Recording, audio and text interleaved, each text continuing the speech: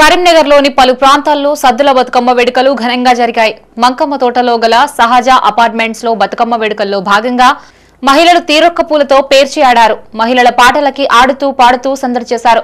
పసుపుతో గౌరమ్మని మొక్కుతూ చింతకుంటలో కెనాల్లో నిమజ్జనం చేశారు. మహిళలు, యువతులు, చిన్నారులు ఉత్సాహంగా ఆడిపాడారు. ఈ కార్యక్రమంలో సహజ అపార్ట్మెంట్ వాసులు, మహిళలు తదితరులు పాల్గొన్నారు.